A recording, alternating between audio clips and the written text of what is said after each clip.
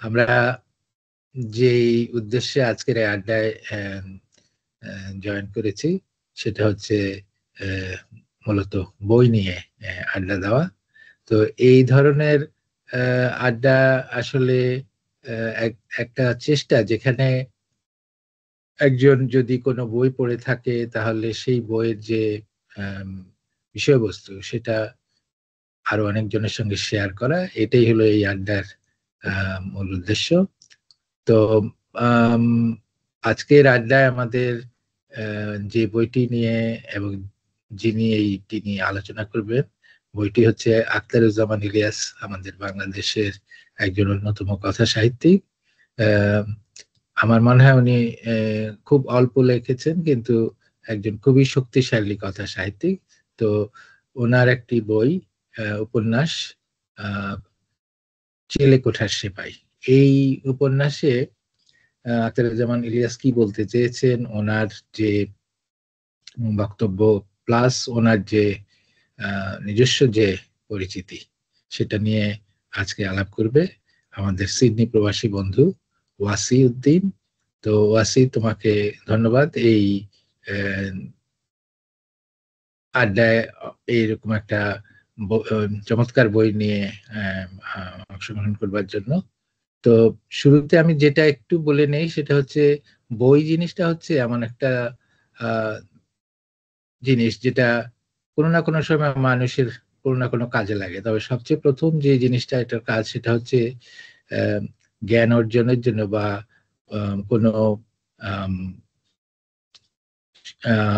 Information কালেকশনের জন্য যেই বিভিন্ন মাধ্যমগুলি আছে, তার মধ্যে বই একটি অন্যতম মাধ্যম। যদিও আজকের আধুনিক যুগে অনেক মাধ্যমের থেকে এই জ্ঞান অর্জন বা ইনফরমেশন কালেক্ট করা যায়, তবে বইয়ের যে আবেদন বা বইয়ের যে উপকারিতা, এটা অসামান্য, এটার কোনো শেষ নেই। তো তবে যারা বই পড়তে ভালোবাসে তাদের একটাই অসুবিধা, সেটা হলো পৃথিবীতে তো হাজার হাজার কোটি কোটি লক্ষ কোটি বই আছে, প্রতিদিনই বই বের হচ্ছে, প্রতিদিনই বই লেখা হচ্ছে। সেই একেবারে প্রাচীন আমল থেকে, যার দিন থেকে লেখার পদ্ধতি আবিষ্কৃত হয়েছে, মুদ্রণ পদ্ধতি আবিষ্কার হচ্ছে, সেদিন থেকেই বই বের হচ্ছে। তো এত হাজার লক্ষ কোটি বই তো আর একজন মানুষের এক জীবনে পড়ে ফেলা সম্ভব না। তো এই জন্যই বুক ক্লাবগুলি সবসময় সারা পৃথিবীতে খুবই পপুলার, যে আমি যে বইটি পড়ার ইচ্ছে ছিল কিন্তু পড়তে পারিনি, আরেকজনের কাছ থেকে সেটা যদি শুনে সেটা সম্বন্ধে জানতে পারি, সেটাই হলো মূলত এটার এই অ্যাডভান্টেজ। আমাদের আড্ডাও হলো সেটা নিয়ে। তো যাই হোক, আমি আর কথা বাড়াবো না, ওয়াসি, তুমি শুরু করতে পারো। ধন্যবাদ শাহিন ভাই। আমি খুবই আনন্দিত এই পাঠচক্রের সাথে সংযুক্ত হতে পেরে, এবং আমি আরো বেশি আনন্দিত যে আমাদের পাঠচক্রের প্রথম যে বইটি নিয়ে আমরা আলোচনা করব সেটি আমার খুবই প্রিয় বই, আখতারুজ্জামান ইলিয়াসের চিলেকোঠার সেপাই। তো আজকের আলোচনায় আমি প্রথমে আসলে আমাদের যে সাহিত্যিক ইলিয়াসের ওনার জীবন নিয়ে একটু খুব সংক্ষেপে আমরা দেখবো আসলে ওনার জীবনীটাকে। তারপরে ওনার সাহিত্যের যে ধারা বা স্টাইল, সেটা নিয়ে আমি অল্প একটু আলোকপাত করব। তারপর চলে যাব আলোচ্য উপন্যাস চিলেকোঠা সেপাই, এটার গল্পটা কি সেটাকে খুব মানে সংক্ষেপে দেখব। তারপরে আমরা এটার চরিত্র এবং গল্পের বিশ্লেষণ করে আমরা শেষ করব। তো শুরু করছি। আসলে আখতারুজ্জামান ইলিয়াস, আপনি যেটা বলেছেন যে উনি বাংলা সাহিত্যের অন্যতম একজন শক্তিশালী কথা সাহিত্যিক। বাংলা সাহিত্য খুবই সমৃদ্ধ, এবং আমি যদি এটার গদ্যের যে ধারা দেখি, উপন্যাসের কথা যদি বলি, সেখানে অনেক নামকরা উপন্যাসিক আছেন যে তারাশঙ্কর বিভূতি। এই বাঘা বাঘা উপন্যাসিক বা কথাশিল্পীদের মধ্যে মাত্র দুটো উপন্যাস, আহ ২৭-২৮টা গল্প, ছোট গল্প এবং মাত্র হাতে গোনা কয়েকটা প্রবন্ধ লিখে কিংবদন্তি তুল্য একটি স্থান তৈরি করতে পারা একমাত্র কারণ ইলিয়াস, তার তার খুবই অনন্য সাহিত্য ধারা। এবং এই সাহিত্যিক হিসেবে ওনার বিকাশের পিছনে বিংশ শতাব্দীর শুরুর দিককার বিভিন্ন দার্শনিক এবং শৈল্পিক ধারার প্রভাব উল্লেখযোগ্য, যেগুলো আমরা ওনার সাহিত্যের স্টাইল যখন দেখব তখন আমরা ওটা নিয়ে আলোচনা করব। আমরা অনেকে জানি যে ওনার জন্ম হয়েছিল আসলে ঠিক স্বাধীন ইংরেজ শাসনের শেষে ১৯৪৬-এর আমরা একটা যে মন্বন্তর হয় সেই দুর্ভিক্ষের সময় এবং যুদ্ধ পরবর্তী এবং দেশ ভাগের ওই সময়টা একটা অস্থির সময়। তো উনি বেড়ে ওঠেন এই যুদ্ধোত্তর অস্থিরতা, দেশভাগের সংকট, অবাঙালি শাসকদের বৈষম্য নিপীড়নমূলক শাসনামলে। ফলে উনার সাহিত্যে জাতীয়তাবাদী চেতনা, বাস্তবতার একটা নিষ্ঠুর প্রতিফলন আমরা দেখতে পাই।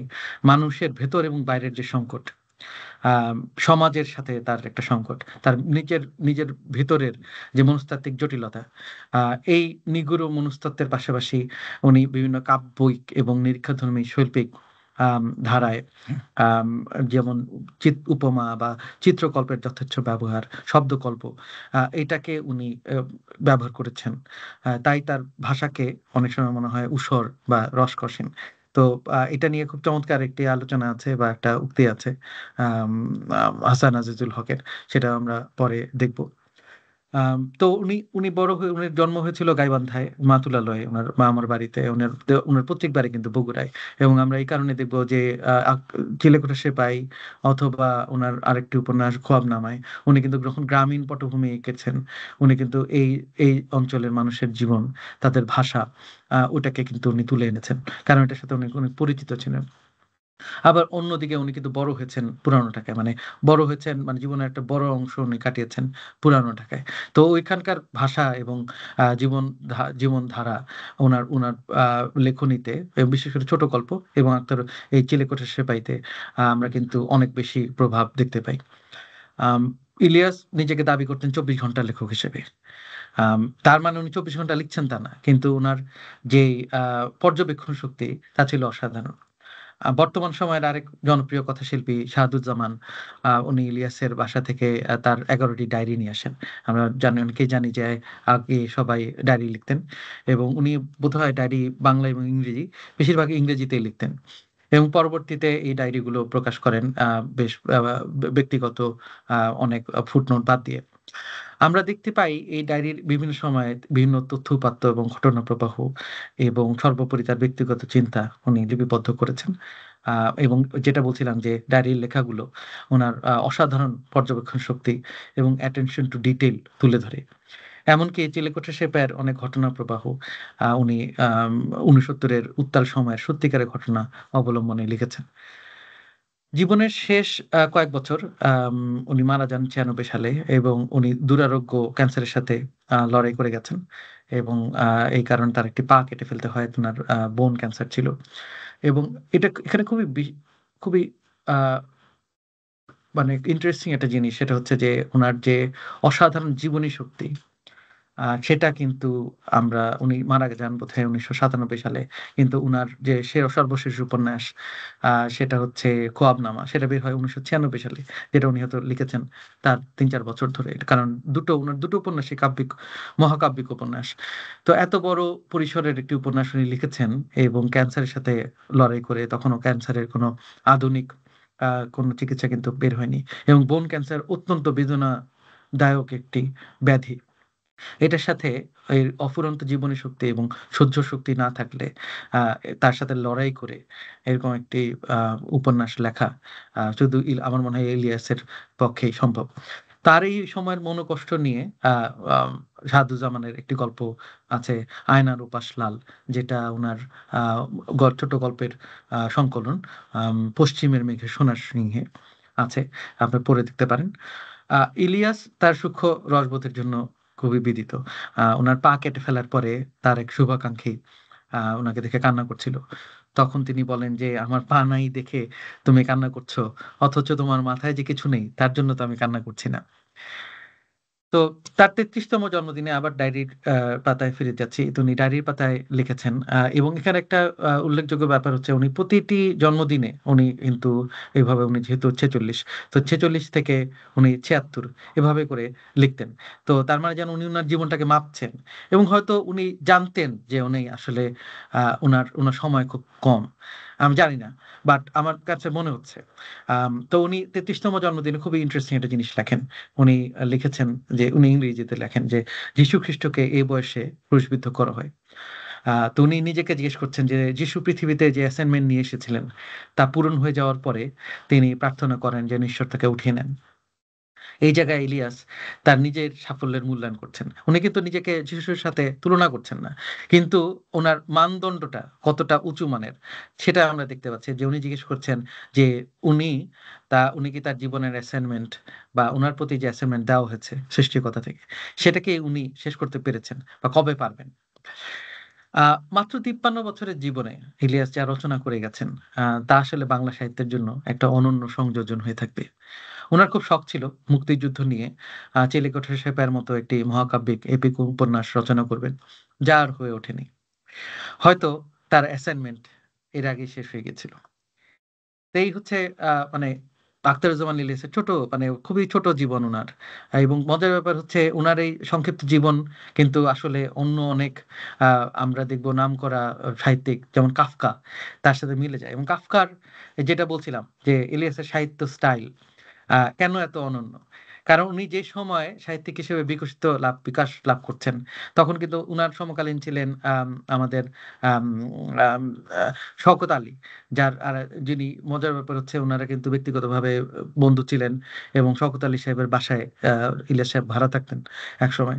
তো উনার প্রদোষের প্রাকৃতজন যদি আমরা পড়ি ওটা যদিও একটা মানে পুরো ইতিহাস নির্ভর একটি উপন্যাস। কিন্তু খুব সুখপাঠ্য। আ যদিও একটু সাধু ভাষায় লেখা। কিন্তু আমরা কিন্তু মিল পাবো। আম কারণ কারণ হচ্ছে উনারা সবাই এই absurdity তখনকার দিনে বলেছি যে ৬০ এর দশকের যে যে শৈল্পিক যে আ আ ঘটনা প্রবাহ বা যেই রিভলিউশন চলছে সেটা দিয়ে উনারা কিন্তু প্রভাবিত ছিলেন। এই কারণে ইলিয়াসের লেখায় আমরা ম্যাজিক্যাল রিয়ালিজম, সুরিয়ালিজম এগুলো দেখতে পাই। এবং উনার এমন কাফকার কথা বলছিলাম। কাফকার সাথে মিল এই কারণে যে ইলিয়াসের চরিত্রগুলো গভীর অস্তিত্বের সংকটে ভোগে। যে তারা ওই যে আমরা দেখব যে ইলিয়াসের চিলেকোঠা সেপাইয়ের যে প্রধান চরিত্র ওসমান, সে কিন্তু একটা কাফকায়েস্ক মানে একটা খুব অনিশ্চয়তায় ভরা আ একটা খুবই doom and gloom একটা রিয়েলিটির মধ্যে সে বাস করে। এবং এই কারণে তার চরিত্রগুলো যেন এসকেপ করতে চায় এই রিয়েলিটি থেকে। এবং they move to magical realism or surrealism এবং এটা কিন্তু ঔপন্যাসিক নিজেই করেন। আ উপ চরিত্র কিন্তু এই জীবনটাকে যাপন করে না বা তার মনস্তাত্ত্বিক জগৎ থেকে সে কিন্তু সচেতনভাবে এই জগৎটায় সে প্রবেশ করে না। এটা ঔপন্যাসিক নিজে এই জগৎটাকে তৈরি করেন এবং দেখান যে আসলে this is the escape um, room for the character. যাই হোক তার সাহিত্যের যে প্রধান বৈশিষ্ট্য সেটা হচ্ছে উনি সমাজের যে গভীর একটা বাস্তবতা সেটা তুলে ধরার দক্ষতা। তিনি জীবন এবং রাজনীতির যে অন্তর্নিহিত টানাপোড়েন, আম শ্রেণী সংগ্রাম এবং মানুষের মনস্তাত্ত্বিক জটিলতাকে উনি অবলীলায় ধারণ করেছেন। এবং শ্রেণী সংগ্রাম এবং শ্রেণী বৈষম্য এই জিনিসটা তার লেখনীতে বারবার উঠে এসেছে। এটা নিয়ে আমরা আলোকপাত করব পরে। আম এবং এটা কিন্তু আসলে তার আমি বলব যে একজন সাহিত্যিক হিসেবে এটা যদি তার কোনো সিগনেচার থাকে, এটা one of the signature that he had. উনার ভাষা খুব অনাড়ম্বর। অথচ খুবই শক্তিশালী। আ উনি কথোপকথন যে আঞ্চলিক ভাষার এই যে বর্ণনার মধ্যে দিয়ে উনি চরিত্রের গভীরে প্রবেশ করেন এবং তার সাথে, সাথে পাঠকও কিন্তু প্রবেশ করে। উনার রচনায় যেটা বলছিলাম যে স্থানীয় ভাষার যে স্বাদ, যে টেস্টটা আসলে পাঠক তার মধ্যে দিয়ে পায়। এবং আঞ্চলিক কথ্যভঙ্গি আম সেইটা এবং লোকজ সংস্কৃতি একেবারে গ্রামীণ বগুড়ার ভাষা বা গাইবান্ধার ওদিকের ভাষা। আবার এদিকে শহুরে পুরান ঢাকার কুট্টিদের ভাষা। আ এটার এটার এটার কিন্তু একটা চমৎকার উনি ব্লেন্ড করেছেন। লেখক হিসেবে উনি অ্যান্টি রোমান্টিক দৃষ্টিকোণে উনি উনি প্রাথমিক ভাষায় আ উনার যাপিত জীবনের যে গল্পগুলোকে উনি লিখেছেন। আ বাংলা এখানেই উনার আসলে আমি বলবো যে গদ্য লেখক হিসেবে উনার প্রধান আমি বলবো বৈপরীত্য।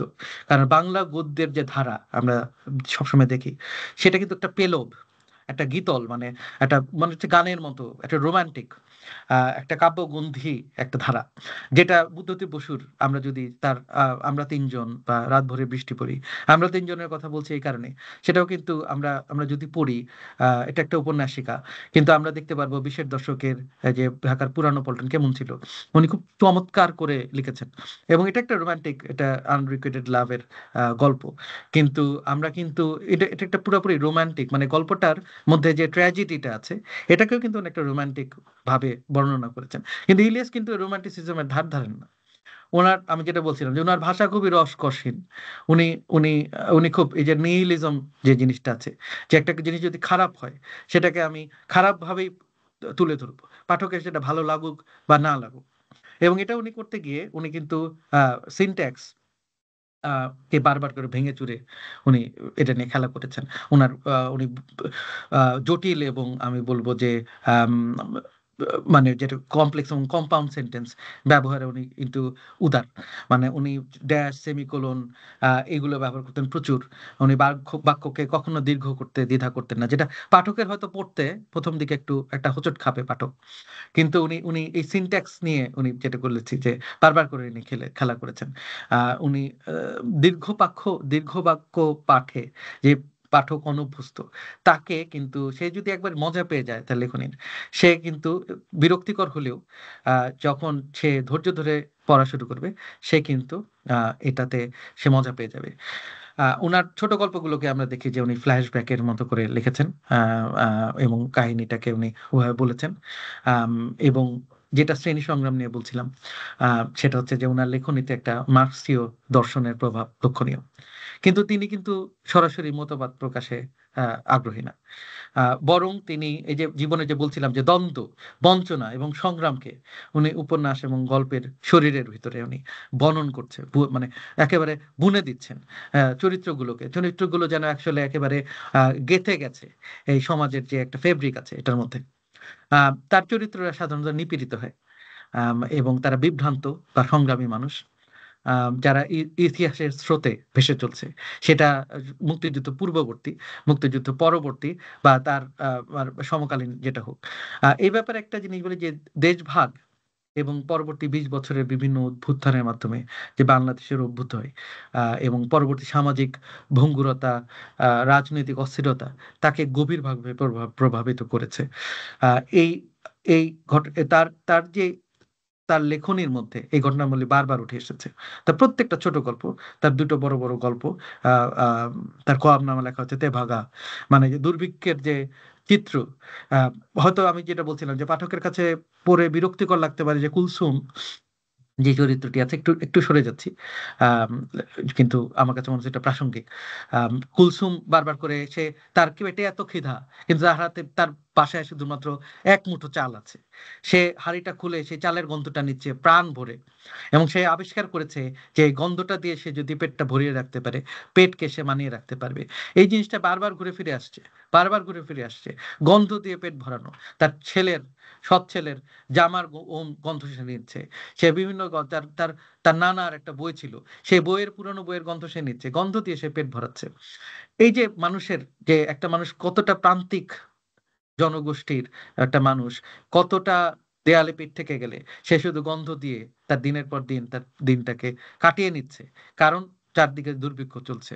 এই দুর্ভিক্ষের যে চিত্র, এটা নিয়ে কিন্তু কোনো ধরনের উনি কিন্তু নরম পেলব কোনো ধরনের আবরণ উনি রাখেননি।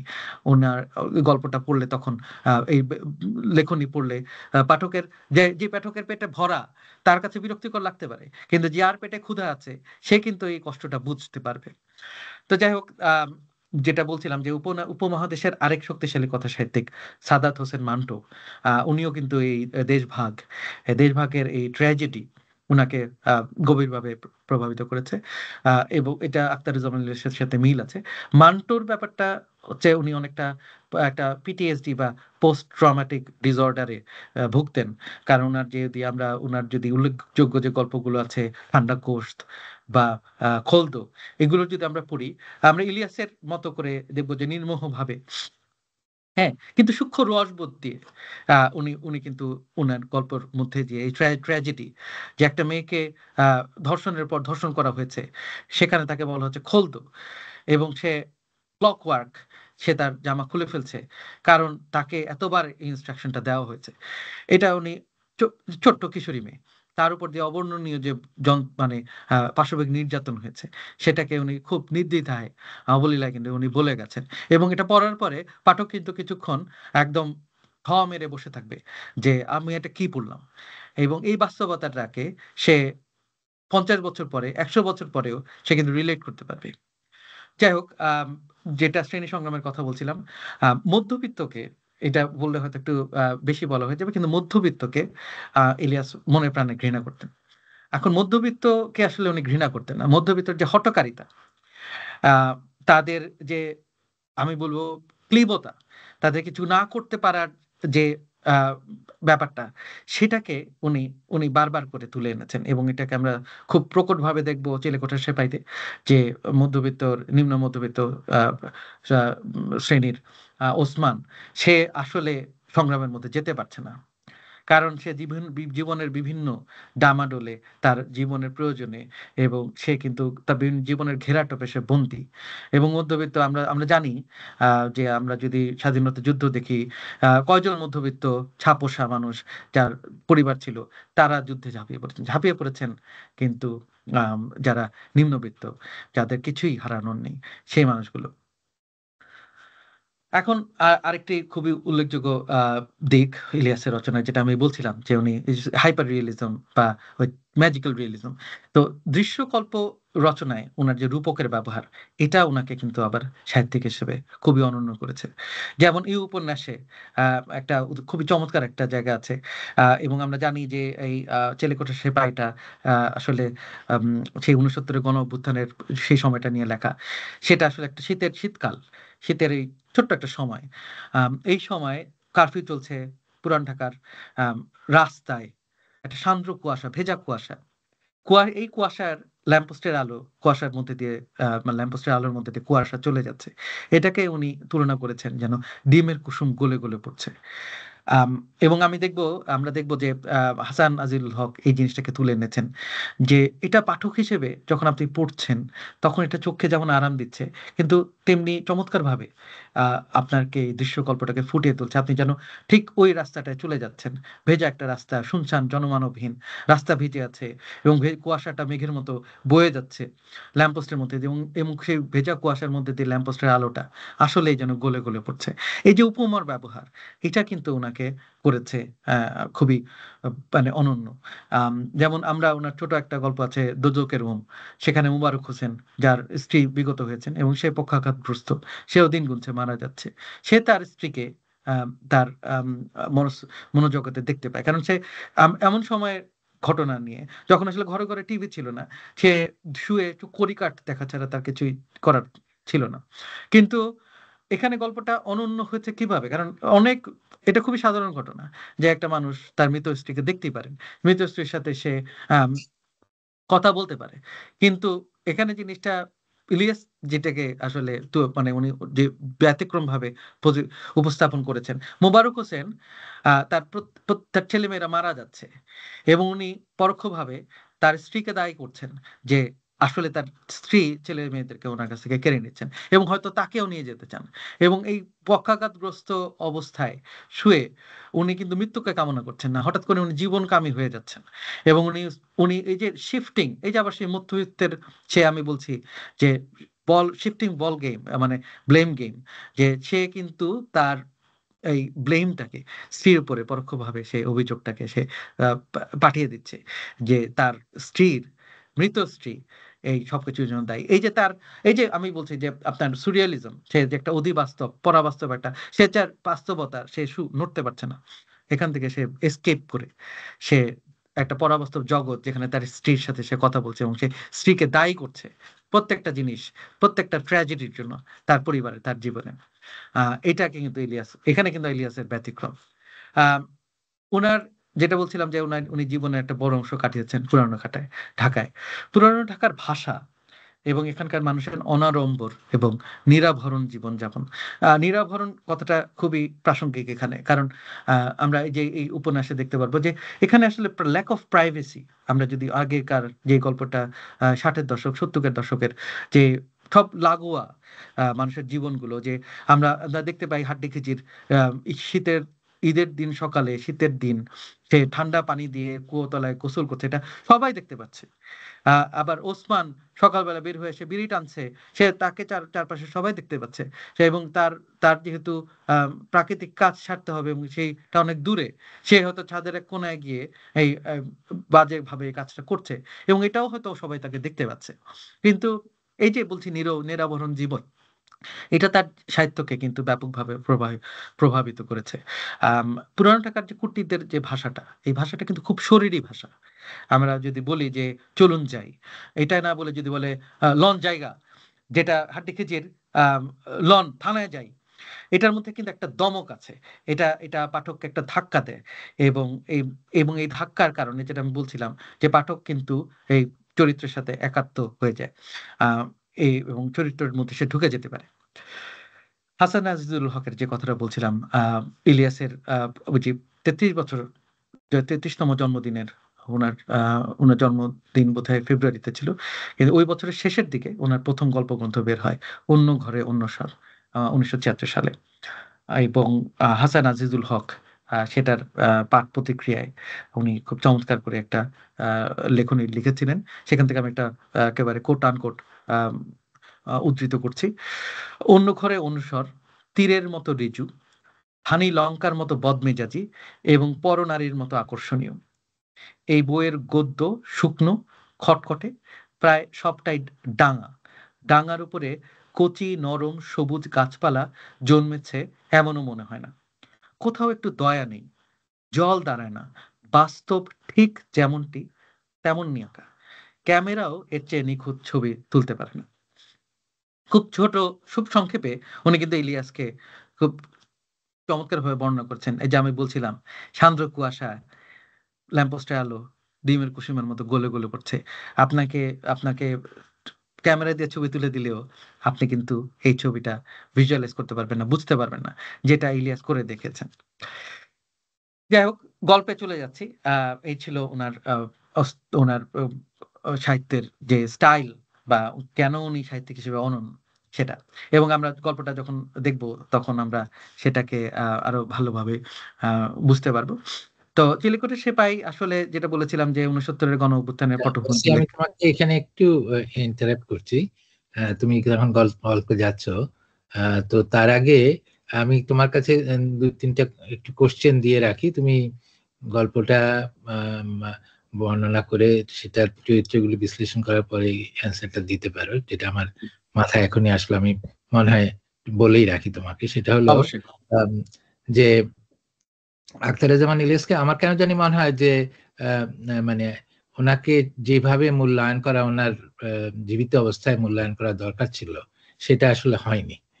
এটার একটা হয়তো বাস্তব অবস্থা ছিল যে সেই সময় আমাদের বাংলাদেশে বিশেষ করে সাহিত্য অত মানে মানে অত শক্তিশালী ছিল না। অনেক শক্তিশালী লেখকের অভাবের কারণে আমরা তখন হয়তো পার্শ্ববর্তী দেশের সাহিত্যিকদের নিয়ে যেভাবে চিন্তা ভাবনা করেছি বা তাদের বইপত্র যেভাবে পড়েছি, বাংলাদেশের সাহিত্যিকদের বইপত্র সেভাবে পড়ার সুযোগ হয়নি।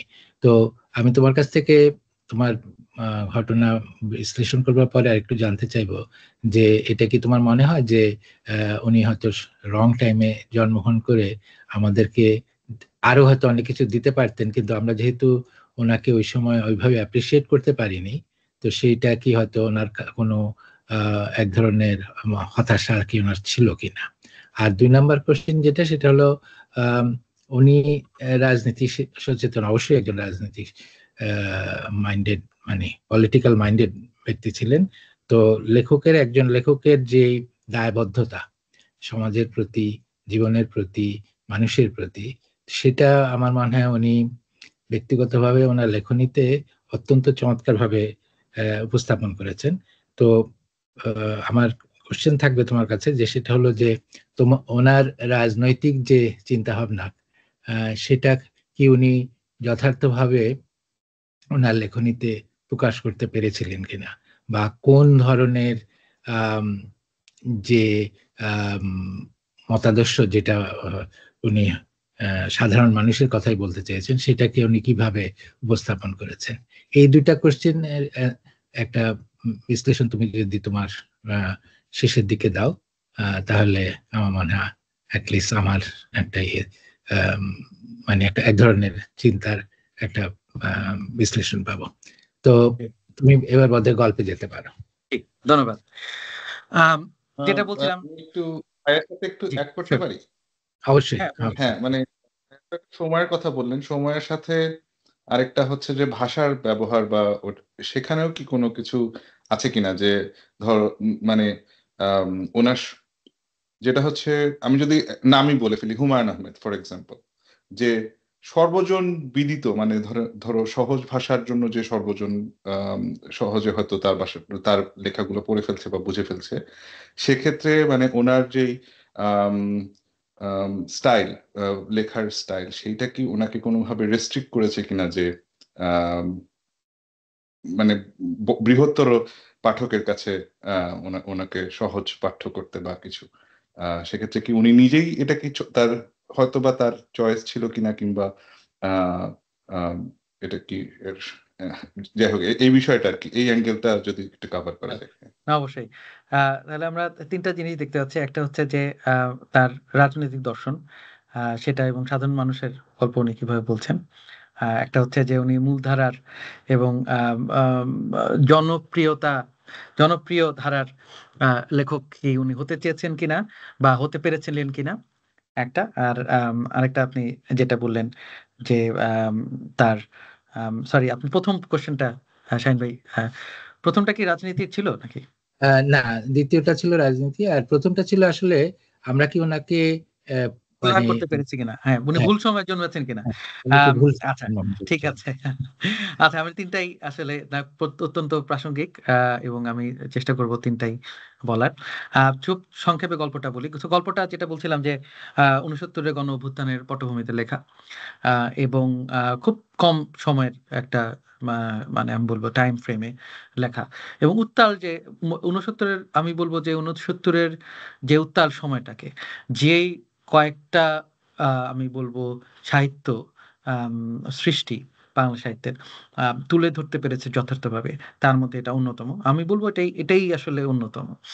আম তো চিলকোঠার সেপাই আসলে এটা ১৯৮০ দশকের শুরুর দিকে সাপ্তাহিক রোববারে ধারাবাহিকভাবে প্রকাশিত হয়, এবং ১৯৮৬ সালে এটা গ্রন্থাকারে বের হয়। তো উপন্যাসের আমি গল্পটা শুরু করি। যে ওটার যে কেন্দ্রীয় চরিত্র আমি বলছিলাম ওসমান গনি, সে আরকি সরকারি অফিসের একজন নিম্ন শ্রেণীর চাকুরে।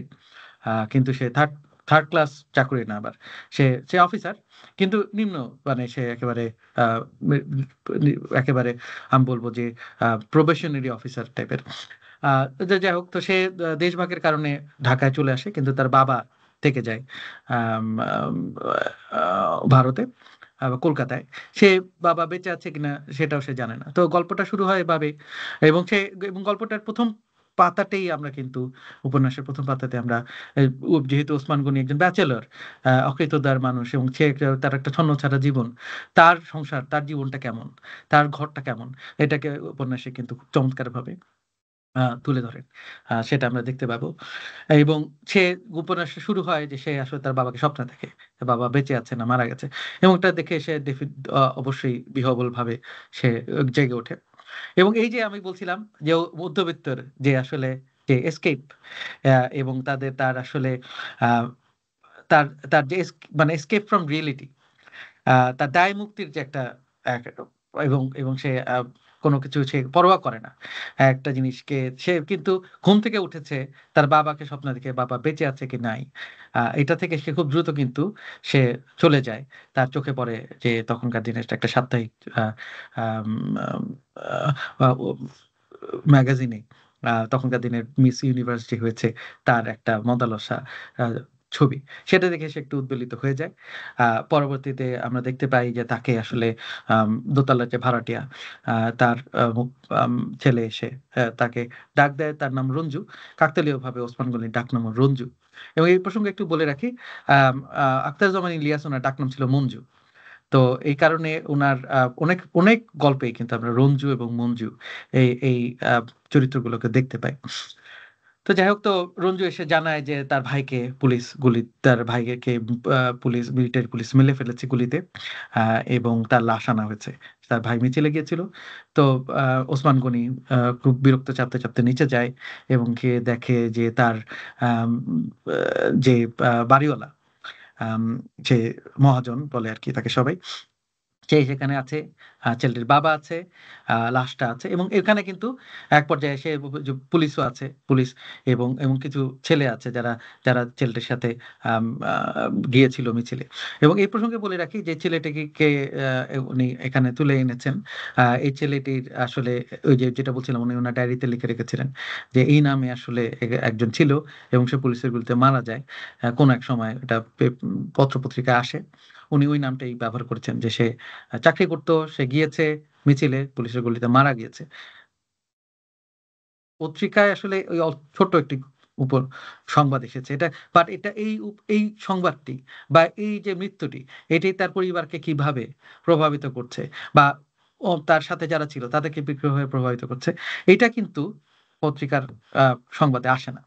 তো যাই হোক, আম সেটাকে উনি তুলে ধরেছেন।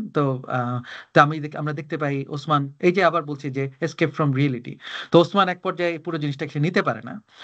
কিন্তু সে উদ্ভ্রান্তের মতো আচরণ করে না। কিন্তু সে তখন এই যে পরাবাস্তব জগতে চলে যায়। সে যেন দেখে যে লাশগুলো যেন গেঁথে আছে, ঝুলে আছে দেয়াল থেকে। আম এবং সে ওইটা নিয়ে সে কল্পনার জগতে চলে যায়। তার মধ্যে একটা surrealistic একটা আ কাজ করে। আ বিভ্রম আমি বলব। এই পর্যায়ে গল্পের অন্যতম প্রধান চরিত্র খিজির। আ এবং তাকে উপন্যাসে খুব চমৎকারভাবে আম আ উপ চিত্রায়িত করেছেন। সে লম্বা একজন মানুষ, অত্যন্ত কালো কুচকুচে, শীর্ণকায়। এজন্য সবাই তাকে হাড্ডি খিজির বলে। এবং সে সবসময় একটা আম প্লায়ার্স এবং একটা স্ক্রুড্রাইভার নিয়ে ঘুরে। কিন্তু আজকে তার হাতে আছে আগরবাতি। তো সে আবার এই মহাজনের আশ্রিত। সে রিক্সাও চালায়, অটো রিক্সাও চালায়, বেবি ট্যাক্সি যেটাকে আমরা জানি। একটু পরে এটার আম একটা প্রাসঙ্গিক আ গল্পে আছে ব্যাপার। তো সে চালায় এবং সে মহাজনের আশ্রিত, কিন্তু মহাজনকে সে মনে প্রাণে ঘৃণা করে। তো এরা আসে এবং এই ছেলেপেলেগুলো যারা তার সাথে আ মিছিলে ছিল তারা লাশটা নিয়ে যেতে চায়। এটা নিয়ে মিছিল করবে এবং এটা নিয়ে আরো একটা বড় গণজমায়েত বিস্ফোরণ হবে। কিন্তু পুলিশ এটা দিতে চায় না এবং পরবর্তীতে আমরা দেখতে পাই যে আসলে মহাজন বাড়িওয়ালা এবং ছেলেটির বাবার বাধায় আ এই এটা আসলে এটা হয়ে ওঠে না। এবং ওসমান এক পর্যায়ে, আমি যেটা বলছিলাম যে ওসমান রেগে যায়। কিন্তু সে তার রাগটা প্রকাশ করতে পারে না। কারণ সে সে মধ্যবিত্তের তার যে মনোমানসিকতা, যে কিছু না করতে পারার, সে শুধু দেখে যায়। সে এক পর্যায়ে চলে আসে। সে তার হতাশা, ক্ষোভ এগুলো নিয়ে চলে আসে। সে কিন্তু কোন ধরনের অ্যাকশন এ যেতে পারে না। তো এইটা থেকে সে চলে আসে।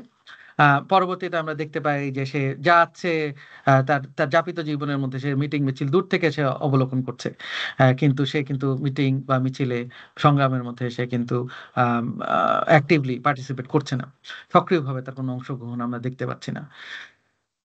এখানে আরো কিছু চরিত্র আছে, যেমন আলাউদ্দিন, যে মহাজনের আসলে ভাগ্নে হয় এবং পরবর্তীতে মহাজনের মেয়েকে বিয়ে করে। আ সেও কিন্তু মহাজন পুরোপুরি, সে আ যে মহাজন আছেন সে হচ্ছে আপনার আম সে বেসিক ডেমোক্রেসি আইয়ুব খানের সেটাতে বিশ্বাসী এবং সে পুরোপুরি একজন ক্যাপিটালিস্ট এবং মধ্যপন্থী ক্যাপিটালিস্ট হচ্ছে আলাউদ্দিন। সে সহমর্মিতা প্রকাশ করে যারা তার যে আ রিক্শাওয়ালা বা হচ্ছে যারা অটোরিকশা চালক, এই শ্রমজীবী মানুষদের সাথে তাদের আন্দোলনের প্রতি সহমর্মিতা পোষণ করে, কিন্তু সে কিন্তু দিন শেষে পুঁজিবাদী মনস্তত্ত্বর ধারক এবং বাহক। তো সে আবার আমরা দেখতে পাই যে ওসমানের দুজন বন্ধু, একজন খুবই ডানপন্থী, সে আলতাফ, সে আবার সেই আইয়ুব খানের আইয়ুব ঘেষা, আবার ওসমানের বামপন্থী বন্ধু সে আনোয়ার, এবং সে কলেজের প্রফেসর, এবং সেও খুবই গুরুত্বপূর্ণ একটি চরিত্র, কারণ এই চরিত্রটি আমাদেরকে শহর এবং গ্রামের যে সমান্তরাল আন্দোলনের চিত্র উনি এঁকেছেন, তার মধ্যে উনি একটি বড় লিঙ্ক। কারণ সে এক পর্যায়ে কলেজের প্রফেসরের ছেলে গ্রামে চলে যায়, এবং যেখানে তার, যেটা বলছিলাম যে বগুড়ার মানুষের ভাষা, এবং সে সেখানে চলে যায়, এবং ওখানেও দেখা যায় গ্রামের পুঁজিপতি তারা কিভাবে মানুষকে শোষণ করছে, সেই জিনিসটা উঠে আসে। এবং মধ্যবিত্তের আবার সেই ব্যর্থতা, যে আনোয়ার চায় যে এই পুঁজিপতিদের পতন হোক, এবং সে গ্রামের যারা খেটে খাওয়া মানুষ এবং যারা শোষিত তাদের সাথে মিলে সে তাদের পতন ঘটাতে চায়, কিন্তু সে পারে না, এবং তার ব্যর্থতার কারণেই পুঁজিপতি যে তার আত্মীয় থাকে সে ছাড়া পেয়ে যায়, এবং পরবর্তীতে সেই আন্দোলনের যে প্রধান সংগঠক তাকে মেরে ফেলে। তো আমরা কিন্তু গল্পের মধ্যে দেখতে পাচ্ছি যে উনি বারবার করে মধ্যবিত্তকে কাঠগড়ায় দাঁড়া করছেন, মধ্যবিত্ত কিছু করতে পারছে না, তাদের যে যেটা বলছিলাম যে তাদের ক্লিবতা, কিছু না করতে পারার যে তাদের অক্ষমতা, এটাকে উনি কিন্তু বারবার করে তুলে নিয়ে এসেছেন। তো যাই হোক, গল্প এগিয়ে যায়, আমরা দেখতে পাই যে আসলে উনি খুব চমৎকার করে চিত্র অঙ্কন করেছেন যে এই যে নিম্নবিত্ত মানুষ, তারা যে পুরোটা সময় এই আন্দোলনটাকে বেগবান করেছে। একটা সময় দেখতে পাই যে কারফিউ দেওয়া হয়েছে, মিছিলের উপরে পুলিশ গুলি করেছে, কিছু পথশিশু যাকে আমরা টোকাই বলি, তারা একটা পুরান ঢাকার কাপ্তান বাজারের মধ্যে ঘটনাটা বলে উনি, যে তারা একটা ক্যাফে বা একটা রেস্তোরাঁয় ঢুকে আইয়ুব খানের ছবিটাকে তারা খুলে মাটিতে ফেলে ভেঙে সেটার উপরে তারা মূত্র বিসর্জন করে। তো এই যে ওনারা, তাদের যে ক্ষোভ, ঘৃণা এই যে এস্টাবলিশমেন্টের প্রতি, সেটাকে কিন্তু উনি তুলে এনেছেন, এবং এই কারণে আমরা দেখব, এবং বাস্তবিক ঘটনায় যে 25শে মার্চে যখন কাল রাত আসে ঢাকা শহরে, এই পাকিস্তানি আর্মি তারা কিন্তু অত্যন্ত অত্যন্ত ব্রুটালি, তারা অত্যন্ত পাশবিকভাবে এই নিম্নবিত্ত মানুষদের বস্তি জ্বালিয়ে দিয়েছে, তাদেরকে যেখানে পেয়েছে সেখানে গুলি করছে, তাদের প্রতি তাদের একটা বড় ক্ষোভ ছিল। বাট এই যুদ্ধ এবং এই যে আন্দোলন, এটাকে কিন্তু পুরোটা সময় চালিয়ে নিয়ে গেছে এই নিম্নবিত্ত মানুষের জন্য। চলে যাচ্ছি গ্রামীণ পটভূমিতে, যেটা আনোয়ারের কথা বলছি। সে যমুনার দুর্গম চরে গিয়ে মহাজন যোদ্ধাদের সাথে, এবং সে দেখে যে তারা তারা যে সব ভয়াবহ যে আম, আম, তাদের যে শোষণ, আম, তার তার গ্রামের মানুষদের প্রতি বা যে চরাঞ্চলের মানুষদের প্রতি, যে তারা তারা খোয়ারের মালিক, আম, এবং সেই খোয়ারে তারা গ্রামের মানুষের গরু চুরি করে সেখানে নিয়ে রাখছে, যারা তারা মুচলেকা দিয়ে এটাকে ছাড়িয়ে নেয়, দিতে বাধ্য হয়, এবং এরকম একটা সিস্টেম তারা তৈরি করে রেখেছে। আম, হাড্ডি খিজির, এই যে আমরা বলছিলাম যে কেন আসলে নিম্নবিত্ত এই যে শ্রেণী, হাড্ডি খিজিরের মতো মানুষরা কেন তারা মিটিং মিছিলে গিয়েছে, তারা কেন এই পাকিস্তানি শাসকদের প্রতি তারা আওয়াজ তুলেছে, এটাকে যদি আমরা দেখি, হাড্ডি খিজিরের মতো একজন মানুষ, তার কাছে কিন্তু আসলে পাকিস্তানি শাসকরা কি করছে সেটার রিলেভেন্স বা প্রাসঙ্গিকতা খুবই কম, কিন্তু সে কিন্তু দেখতে পাচ্ছে যে তার মহাজন তাকে যেভাবে শোষণ করছে, ঠিক সেভাবেই পাকিস্তান পাকিস্তানি শাসকরা আমাদের দেশের মানুষকে শোষণ করছে, বঞ্চিত করছে, এবং তার যে ক্ষোভ মহাজনের প্রতি, সে যখন একটা জনসভায় যায়, সেখানে তাকে কথা বলতে দেওয়া হয়, সে কিন্তু তার মহাজনের বিরুদ্ধে তার তার ক্ষোভটাকে উগরে দেয়, এবং এই এই আমি দেখতে পাচ্ছি প্রত্যেকটা মানুষ তাদের বঞ্চনার জায়গা থেকে তারা মিছিলে গেছে, মিটিং এ গেছে, এবং তারা তাদের আওয়াজ তুলেছে, প্রতিবাদী কণ্ঠস্বর তুলেছে। তো এভাবে গল্প এগিয়ে যায়, এক পর্যায়ে আমরা দেখতে পাই যে, যেটা আমি বলছিলাম যে আম, আনোয়ার তাদের গ্রামের যে আম, আন্দোলন, সেই আন্দোলনটা কিন্তু 69 গণ অভ্যুত্থানের সাথে আহ, আসলে রিলেটেড না। তারা চাচ্ছে যোদ্ধাদের পতন এবং মহাজনদের পতন, এবং তারা মহাজনদেরকে বন্দি করে ফেলে, এবং আনোয়ার এই যারা আন্দোলনকারী তাদেরকে আহ, আহ, চেংটু, তাদের সাথে তাদের কাছে নিজের আহ, আমি বলবো যে গ্রহণযোগ্যতা প্রমাণ করতে ব্যর্থ হয়, কারণ তারা তাকে অবিশ্বাসের চোখে থাকে, বিকজ কারণ সে মহাজনের আত্মীয়। সে তার যে শেষ সুযোগ থাকে যখন মহাজনকে তারা বন্দি করে ফেলে, মহাজনকে মেরে ফেলার একটা সুযোগ আসে, এবং ঠিক এই সময়টায় যেটা হয় যে এই গণ অভ্যুত্থানের ঢেউটা গ্রামে এসে লাগে, এবং গ্রামের যারা একটু শিক্ষিত যুবক সমাজ তারা মিছিল নিয়ে আসে, এবং তারা চেংটু এবং তার দলবলকে বলে যে তোমরা এদেরকে ছেড়ে আরো there is a bigger issue to address, and that is that we want the downfall of Ayub regime. সেটাকে তারা তখন ওদেরকে ধাওয়া দেয়, কারণ তাদের হাতে যে ইমিডিয়েট যে প্রবলেম সেটা হচ্ছে যে যোদ্ধারদেরকে মারতে হবে, তাদেরকে ডাউনফল, তারা আইয়ুব খানকে নিয়ে চিন্তিত না। তো এই ডামাডোলের মধ্যে মহাজন বের হয়ে যায় আনোয়ারের, আবার বলবো যে তার কিছু করতে না পারার ব্যর্থতায়, এবং আনোয়ার এই ব্যর্থতা দায়ভার নিয়ে শহরে চলে আসে, এবং এই গল্পে চলে যাচ্ছে কেন সে চলে আসে। তো হাড্ডি খিজির মিটিং এ যাচ্ছে, মিছিলে যাচ্ছে, এবং আবার আরেকটা চমৎকার ভাবে উনি এই গল্পের মধ্যে, উপন্যাসের মধ্যে উনি দেখেছেন মধ্যবিত্তের যে তাদের কিছু না করতে পারার, তাদের যে ব্যর্থতা, এবং যে উনি ঘৃণার সাথে জিনিসটাকে দিয়েছেন, এবং এটা খুবই প্রাসঙ্গিক। ঈদের দিন সন্ধ্যাবেলা বেবি ট্যাক্সি, যেটা আমরা বলি 3 স্ট্রোক, যে বাংলা ঢাকায় আগে ছিল, সেটা দিয়ে হাড্ডি খিজির একটি নবদম্পতিকে নিয়ে যাচ্ছে কোনো একটি দাওয়াতে। সেখানে এনএসএফ এর গুন্ডারা, যেটা এনএসএফ ছিল আসলে আইয়ুব খানের যে পলিটিক্যাল পার্টি, পাকিস্তানি মুসলিম লীগের ছাত্র সংগঠন, তারা এসে ওটা গতিরোধ করে মেয়েটিকে তুলে নিয়ে যায়, এবং তার যে স্বামী, এবং তাকে বলে 1 ঘন্টা এখানে ওয়েট করতে, তারা মেয়েটিকে ফেরত দিয়ে যাবে।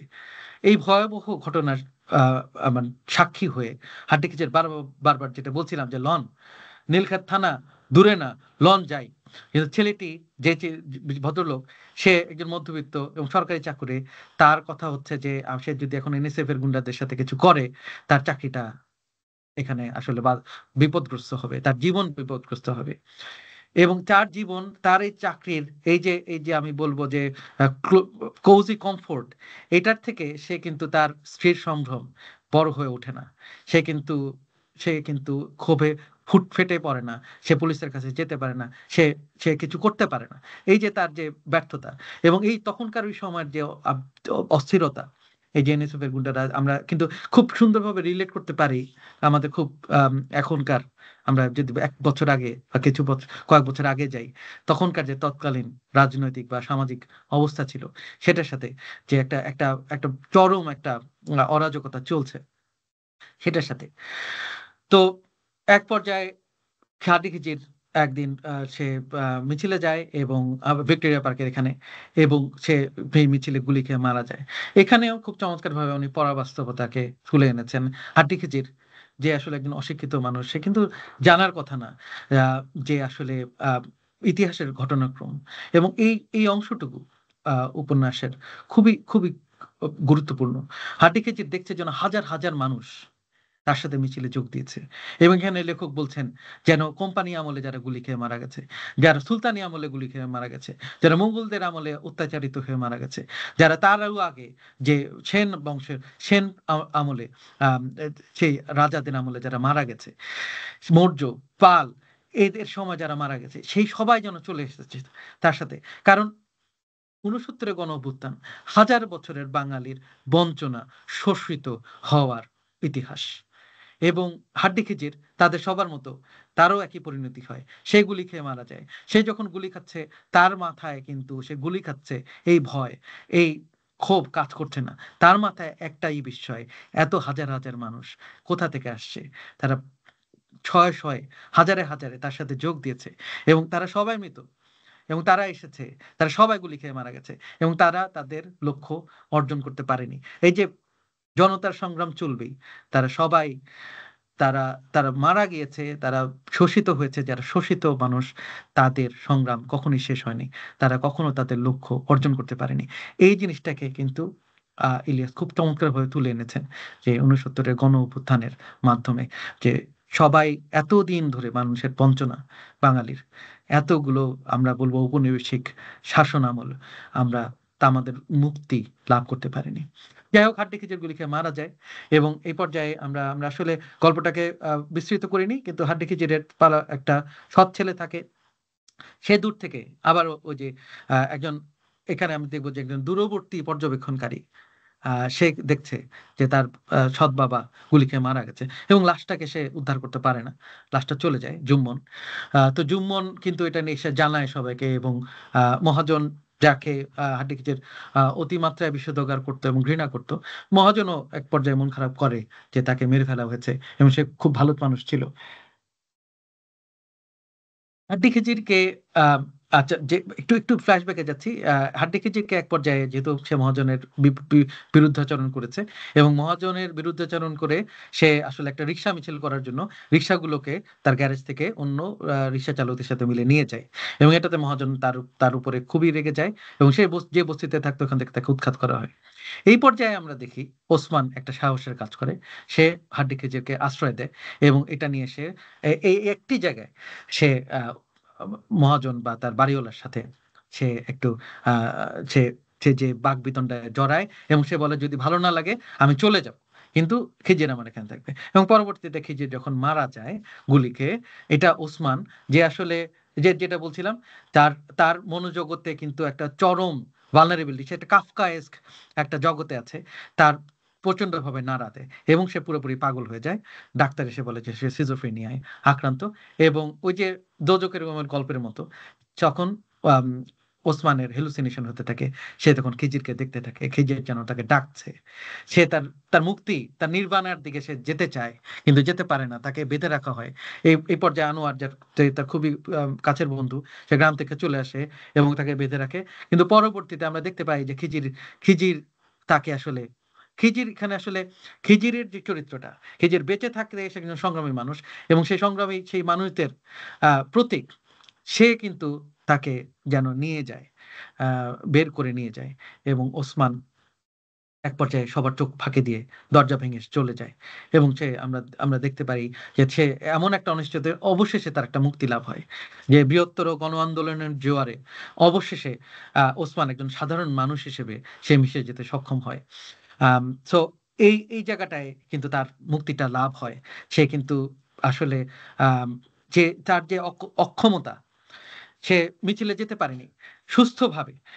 একজন মধ্যবিত্তকে উনি দেখেছেন যে মধ্যবিত্তকে আসলে যদি তাকে যদি সংগ্রামের মধ্যে যেতে হয়, তাহলে তাকে পাগল হয়ে বা এরকম একটা প্রবল একটা তার মনোজগতে নাড়া দিবে এরকম কোনো ঘটনা হলে, তখনই সে কিন্তু সংগ্রামে এবং নিজের অধিকার আদায়ের জন্য সে বের হয়ে যাবে। এখন গল্পটার চরিত্রগুলোকে আসলে আমরা গল্পের মাধ্যমে বলে ফেলেছি। ওসমানের চরিত্রটাকে আমি বলেছিলাম যে সে আসলে অত্যন্ত ভীরু প্রকৃতির একটি ছেলে, এবং যে দোতারা রঞ্জুর যে বড় বোন রানু, এবং রঞ্জুকে সে পড়ায়, রাঞ্জুর প্রতি তার একটা, সরি, রানুর প্রতি তার একটা ভালোবাসা কাজ করে, এবং কিন্তু সে এটা প্রকাশ করতে পারে না। এবং এক পর্যায়ে যে তার ক্লিবতা বলছিলাম, যখন আহ তার বাবা সরাসরি ওসমানকে রানুর সাথে বিয়ের প্রস্তাব দেয়, তখন সে না করে, এবং সে তখন বরং আম, আলাউদ্দিন যে পাত্রকে নিয়ে এসেছে, কারণ আলাউদ্দিন তখন অবশেষে মহাজনের মেয়েকে বিয়ে করে সে এখন বাড়িওয়ালা হয়ে গেছে। সো আলাউদ্দিনের কথা মতো সে বরং ওই কথা পারে যে আসলে আলাউদ্দিনের আনা পাত্রর সাথে বিয়ে হলে রানুর ভালো হবে। এখানেও তার একটা অক্ষমতা আমরা দেখতে পাই, যে সে তার ভালোবাসাটাকেও সে পরিপূর্ণতা দিতে পারে না। আম, হাড্ডি খিজিরের কথা বলছিলাম, হাড্ডি খিজির খুবই সেলফ রাইটিয়াস, মানে সে খুবই সচেতন এবং সে খুব স্পষ্টভাষী, ঠোঁটকাটা একজন মানুষ। সে এবং এই কারণেই সে মানে মিছিলের অগ্রভাগে থেকে সে মারা যায়। এবং আম, সে কিন্তু আসলে প্রধান চরিত্র, অন্যতম প্রধান চরিত্র আমি বলবো আম, এই গল্পের। কিন্তু গল্পটার নাম যদি আমরা দেখি চিলেকোঠার সেবা, এই চিলেকোঠা আসলে একটি বাড়ির বহির্ভাগ, মানে একেবারে উপরের অংশ, যেখান থেকে আসলে আপনি সবই দেখতে পাচ্ছেন। মানে তখনকার ঢাকা শহর যদি বলি, তখন তো খুব আসলে উঁচু দালান ছিল না, কিন্তু একজন মানুষ চিলেকোঠায় বসে চারপাশে কি হচ্ছে সব সে দেখছে। সে একজন দূরবর্তী পর্যবেক্ষণকারী, কিন্তু সে কিন্তু ঘটনা প্রবাহ, সে দেখছে দূরে মারামারি হচ্ছে, সে দেখছে দূরে মিছিল হচ্ছে, সে দেখছে মিছিলে মানুষ মারা যাচ্ছে, সে দেখছে মানুষের প্রতি মানুষের বঞ্চনা, কিন্তু সে কিন্তু এটার মধ্যে সে অংশগ্রহণ করছে না। সো এখানে কিন্তু তার যে হিপোক্রেসি, এটা সে চিলেকোঠায় বসে এবং চিলেকোঠার সে পায়, সে কিন্তু বাস্তবিক সে পায় না, তার ঢাল তলোয়ার নেই, সে রাস্তায় নেমে সে সেপাই হতে পারছে না, কিন্তু সে একজন দূরবর্তী সেপাই, সে দূরবর্তী পর্যবেক্ষণকারী সেপাই। এই জন্য এখানে যে আমরা যে আসলে বলি যে নামকরণের সার্থকতা, তো অত্যন্ত চমৎকার একটি নাম উনি দিয়েছেন যে ওসমান আসলে চিলেকোঠার সেপাই। সে চিলেকোঠায় বসেই সংগ্রামটা করতে চেয়েছে যখন সে সুস্থ মস্তিষ্ক ছিল, কিন্তু সে বের হয়ে যেতে পেরেছে সংগ্রামে। সে সংগ্রামের মধ্যে সে মিশে যেতে পেরেছে যখন তার মধ্যে মানসিক বৈকল্য দেখা দেয়। রাজনীতির যে নানা ঘটনা আমরা দেখতে পেয়েছি এই উপন্যাসে, সেখানে আমরা দেখতে পেয়েছি যেটা আমি বলছিলাম যে একদল মানুষ কিভাবে দিনের পর দিন তারা বিনির্মাণ করছে 69, মানে একই ঘটনা একই মিছিল, কিন্তু আমরা যদি দেখি ইটস আ লুপ।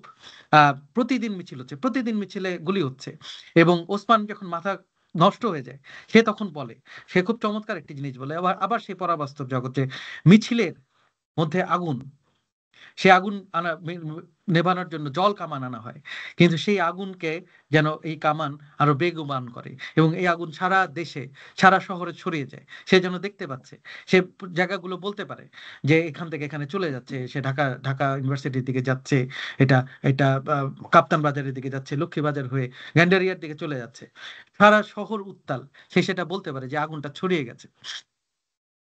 এই প্রবল বেগে যে বিস্তার করছে সেই বিনির্মিত 69-এর ঘটনা প্রবাহের উপর, এর মাঝে কিন্তু মানুষের বিভিন্ন বৈশিষ্ট্য এবং চরিত্রের নানা দিক ফুটে উঠেছে, যে কিভাবে মহাজন, গ্রামের মহাজনরা এবং শহরের মহাজন, তারা কিভাবে মানুষকে শোষণ করছে। এবং এই ক্ষেত্রে একটি গুরুত্বপূর্ণ একটি জায়গা হচ্ছে যে এই যে নিচু তলার মানুষরা, তারা কিভাবে শোষিত হয়। হাড্ডি খিজিরের যে বর্তমান স্ত্রী, যার জুম্মনের মা, তাকে মহাজন দিনের পর দিন আম আ যৌন শোষণ করে, এবং সে এক পর্যায়ে হাড্ডি খিজিরের সাথে যখন তার সন্তান আসে, এই সন্তানটাকেও সে বলে যে সে পৃথিবীতে আনতে পারবে না। তো আমরা দেখতে পারি যে একজন নিম্নবিত্ত মানুষ, এই যে শ্রেণী বৈষম্য, শোষণ, এটা কতটা প্রকট, যে তার সন্তানকে সে পৃথিবীতে আনবে কি আনবে না সেটাও তার নিজের হাতে নেই। এটাও মহাজনের দয়া এবং মহাজনের উপরে নির্ভরশীল।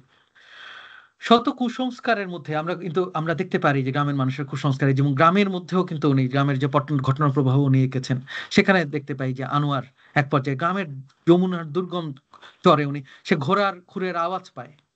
এই ঘোড়ার খুরের আওয়াজ কাদের আওয়াজ? এই ঘোড়ার খুরের আওয়াজ হচ্ছে যারা হাজার হাজার বছর আগে, যারা যেই ঔপনিবেশিক শক্তিরা এসেছিল বাংলায়, সেগুলিকে সে শুনতে পায়।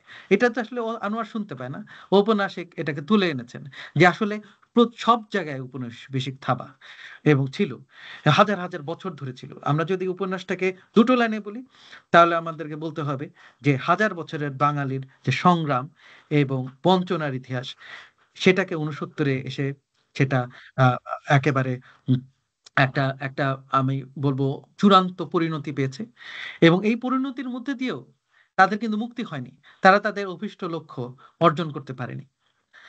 এটাই হচ্ছে চিলেকোঠা সেপাইয়ের আমি বলব যে মূল বক্তব্য।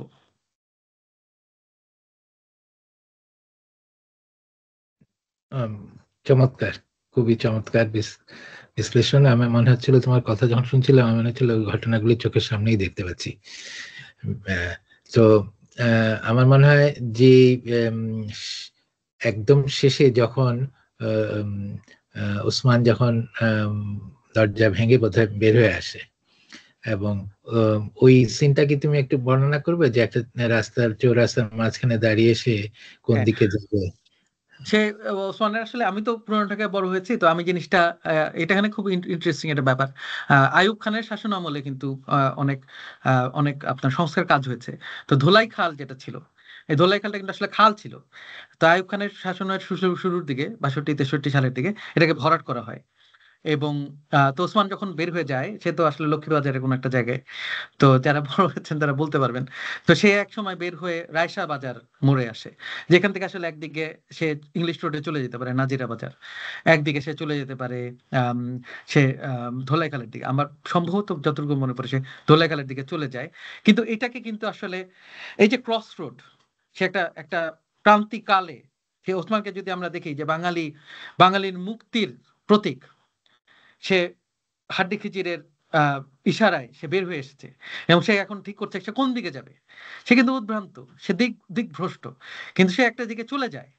সে কিন্তু সচেতন ভাবে জিনিসটা জানার কারণে তার মনোবৈকল্য চলছে। তো এইটা কিন্তু খুবই প্রতীকী যে সে আসলে ডানে যাব না, আমি সোজা যাব না, আমি বাঁয়ে যাব, আমি কোন দিকে যাব। তো সে এক পর্যায়ে একটা রাস্তায় চলে যায়। সে জানে না এই রাস্তাটা ঠিক, এটা কি তার মুক্তির পথ কিনা, এটাই তার আলোর পথ কিনা। তো এটা দিয়ে কিন্তু উপন্যাসটা শেষ হয়। সে সে যেটা বলছিলাম যে সে তার নির্বাণ লাভ করে।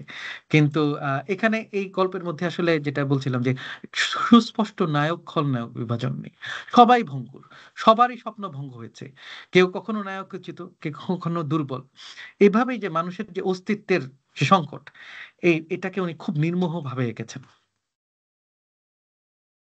অবশ্যই। আম, আবির, তুমি কি কিছু কমেন্ট করবে? আমি জাস্ট একটু যোগ করব যে খুব চমৎকার আমার কাছে লাগছে ওয়াসির উপস্থাপনা, এবং আমার কাছে আসলেই মনে হচ্ছে সুবি যেটা বলেছেন যে আমার মনে হচ্ছে আমি দেখতে পেয়েছি আর কি পুরা যে সিচুয়েশন গুলাকে সে বর্ণনা করেছে। আমি আগে পড়েছি গল্পটা এবং আমার কাছে মনে হচ্ছে এখন যদি আমি পড়ি আমার কাছে হয়তো আরো ভালো লাগবে। আমি এই জন্য আমার কাছে ওয়াসিকে ধন্যবাদ জিনিসটাকে এইভাবে পুরো গল্পটাকে এইভাবে আমাদের সামনে তুলে আনার জন্য। না, অবশ্যই। ধন্যবাদ। মানে আমার কাছে যেটা সবচেয়ে মানে অসাধারণ মনে হয় যে এই উপন্যাসটা এত প্রাসঙ্গিক। এই 69-এর যে গণ অভ্যুত্থান, যেখানে এক ধরনের জাতীয়তাবাদী আন্দোলন ছিল, শোষণ বঞ্চনার বিরুদ্ধে একটা কমিউনিস্ট আন্দোলনও ছিল, আনোয়ার সেটাকে রিপ্রেজেন্ট করে। কিন্তু ইতিহাসে আমরা দেখি যে সে সময়কার সমাজতন্ত্রী যারা, তারা কিন্তু তাদেরকে অনেক ক্ষেত্রে ব্লেম করা হয়, তাদেরকে বলা হয় যে তারা বাঙালির মুক্তি সংগ্রামের যে চেতনা বা যেটা সেটাকে তারা ধারণ করতে পারেনি। তারা, এবং সেটাই মনে হয় আনোয়ারের যে ক্যারেক্টার এবং তার যে কার্যকলাপ, সেটা দিয়েই লেখক খুব সুন্দরভাবে সেটা প্রকাশ করেছেন যে তারা কতটাই বিচ্ছিন্ন ছিল। এবং মধ্যবিত্তের যে এই যে টানাপোড়েনটা, যে অনেক কিছু করবার ইচ্ছা, অনেক কিছু যে আমি দূর থেকে দেখি, তারপরে কিছুর মধ্যে আমি ইনভলভ হই না, এটা অসাধারণ একটা মানে উপন্যাসের যে যে নাম যেটা চিলেকোঠার সেপাই, আমার তো মনে হয় যে এই নামটাই জন্যই আমরা লেখককে মানে প্রেস করতে পারি যে পুরো একটা সমাজ চিত্রকে উনি একটা বাক্য দিয়ে কিভাবে সুন্দরভাবে এক্সপ্লেন করতে পেরেছেন। মধ্যবিত্তের ব্যাপারে ওনার আমার মনে হয় একটা লাভ এন্ড হেট রিলেশনশিপ ছিল। উনি নিজে মধ্যবিত্ত, উনি মধ্যবিত্তের সীমাবদ্ধতার সম্বন্ধে খুবই পরিচিত ছিল। কিন্তু আমি একটা মানে কন্টেক্সচুয়াল রিলেশনশিপ করতে চাই যে আমরা বিদেশে যে মধ্যবিত্ত সমাজকে দেখি, আমরা এখন বাংলাদেশে থাকি না, বাংলাদেশের বাইরে যে মধ্যবিত্ত সমাজ, খুবই একটা নিশ্চিন্ত সমাজ। এই সমাজে মধ্যবিত্ত কিন্তু কখনো খুব বড় কোনো আশা আকাঙ্ক্ষা এদের থাকে না, কারণ এদের জীবন খুব একেবারেই সীমাবদ্ধ আমি বলবো না, কিন্তু অনেক কিছুই এখানে নিশ্চিত। শিক্ষা, স্বাস্থ্য সরকার দিচ্ছে, সুতরাং তাদেরকে এগুলি নিয়ে কখনো সেরকম ভাবে সংগ্রাম করতে হয় না। তো এই পশ্চিমা সমাজের মধ্যবিত্তরা খুব বেশি অ্যাম্বিশাস না, কিন্তু বাংলাদেশের মতো দেশে মধ্যবিত্ত একটা ট্রানজিশনাল পিরিয়ড, যেখানে মধ্যবিত্ত কখনোই মধ্যবিত্ত হিসেবে থাকতে চায় না। তাদের সবসময় একটা আকাঙ্ক্ষা হলো যে এটা একটা আমি একটা এখান থেকে আমি কবে উচ্চবিত্ত হব। তো সুতরাং এই যে একটা আকাঙ্ক্ষা, এটাই অনেক সময় দুর্নীতি বলো বা অবৈধ উপায়ে আয় উপার্জন করে উচ্চবিত্ত হওয়ার যে এটা মধ্যবিত্তকে সেই দিকে অনেক সময় নিয়ে যায়। তো আবার আরেকটা মধ্যবিত্তের আরেকটা ক্যারেক্টারিস্টিক্স সেটা হলো যেটা আমরা উসমানের মাধ্যমে দেখি, যে যেহেতু এদের একটা অন্যরকম একটা তাড়না আছে, জীবনকে একটা অন্যরকম ভাবে দেখবার বা একটা আম, আম, আশা আকাঙ্ক্ষা আছে।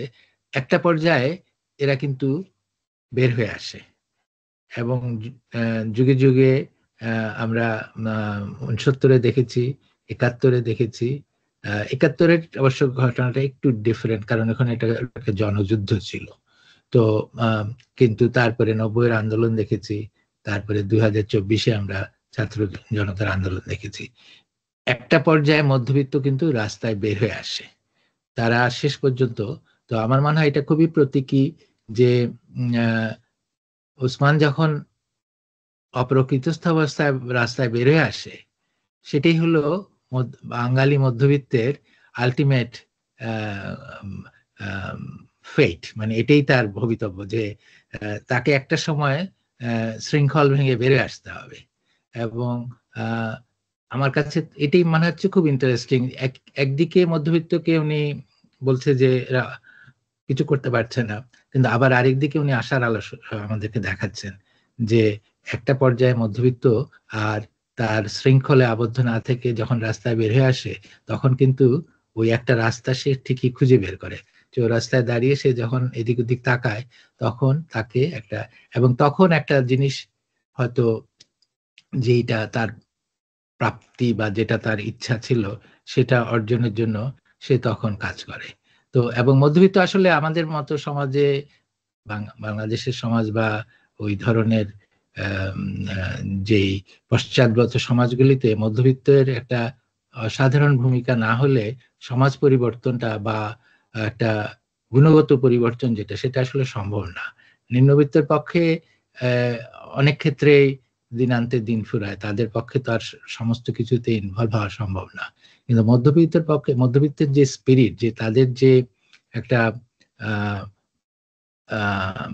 শক্তি, এটা যখনই কাজে লেগেছে, কাজে সবসময় লাগে না, কিন্তু যখন কাজে লাগে তখন কিন্তু পরিবর্তনটা আসে। এটা এসব দেশে আমরা বুঝতে পারবো না, কিন্তু ওখানকার আমরা যে দেশ ছেড়ে চলে আসছি সেখানকার কিন্তু সমাজের বাস্তবতা হলো এটাই। তো আমি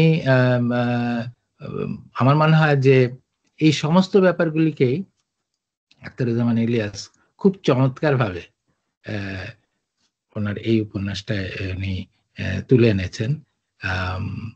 তো অসাধারণ এটার এই ধরনের মানে মাস্টারপিস, এই ধরনের। এবং একই সাথে উনি হাজার বছরের যে আমাদের যে সংগ্রাম বঞ্চনা এবং যে ঔপনিবেশিক যে আক্রমণ, কেউ না কেউ বাইরে থেকে সবসময় এই সাউথ বেঙ্গলে এসেছে, এবং তাদের যে এটা, সেই প্রসঙ্গটা উনি এনেছেন। এবং এই জিনিসগুলি তোমরা জানো যে এখন কিন্তু আবার এগুলি নিয়ে আলোচনা হচ্ছে এখন বাংলাদেশের যারা চিন্তা জগতের যারা কাজ করছে। তো সেই সময় আখতারুজ্জামান ইলিয়াস কিন্তু আরেকটু আগে, এবং সেই সময় উনি এগুলি নিয়ে চিন্তা করেছেন তখন। এবং এটাই তখন আমি বলছিলাম তোমাকে প্রথমে যে হয়তো উনি যে সময় জন্মেছিলেন সেই সময় আমরা এগুলি নিয়ে অতটা সচেতন ছিলাম না, সেই জন্য আমরা হয়তো বুঝতে পারিনি উনি কি বলতে চেয়েছেন। কিন্তু এখন এই 2025-এ এসে আমরা যখন আবার চিলেকোঠা সেপাই পড়ি, তখন বুঝতে পারি যে উনি যে প্রসঙ্গটা ওই সময় স্বাধীনতার পর যে পরবর্তী সময়ে চিন্তা করে তুলে এনেছেন, সেটা আসলে কতটা প্রাসঙ্গিক চিন্তা ছিল। তো এটাও একটা অসাধারণ একটা দিক। ধন্যবাদ। আমি আপনাদের প্রশ্ন ৩টার একটু ছোট করে করি। আপনি যেটা বলছিলেন আপনার আমি প্রথম প্রশ্ন। হ্যাঁ, অবশ্যই আবির। ভাইয়ের সাথে যে এখন এটাকে প্রাসঙ্গিক মনে হচ্ছে, কিন্তু ওয়াসি একটা খুব গুরুত্বপূর্ণ জিনিস বলেছিল যে এটা একটা লুপের মতো, প্রতিটা বিপ্লব আসলে একই রকম যদি আপনি উপর থেকে দেখেন, চিলেকোঠা থেকে দেখেন সেভাবে। যেমন 69-এর গণ অভ্যুত্থানও হয়, 69-এর গণ অভ্যুত্থানের প্রেক্ষাপটে উনি লিখেছেন, যেটা 2025 সালে আমাদের কাছে মনে হচ্ছে বাহ, এটা কি তাহলে উনি ভবিষ্যৎটা দেখতে পেয়েছিলেন। কিন্তু আপনি যদি আরো পিছনে যান, যতগুলি বিপ্লব হয়েছে সবগুলি বিপ্লবেরই হয়তো আপনার প্রকৃতিটা একই রকমই ছিল।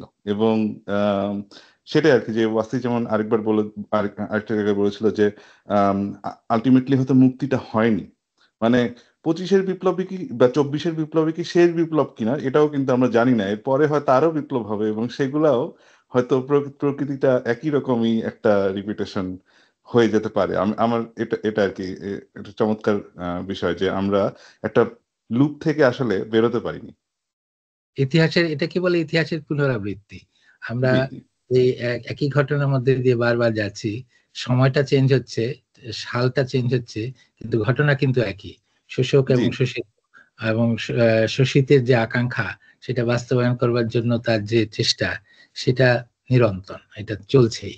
এবং এখান থেকে আসলে মানে কবে সেইটা থেকে মুক্তি পেয়ে তার আসল মঞ্জিলে পৌঁছাতে পারবে, দ্যাটস এ বিগ কোশ্চেন।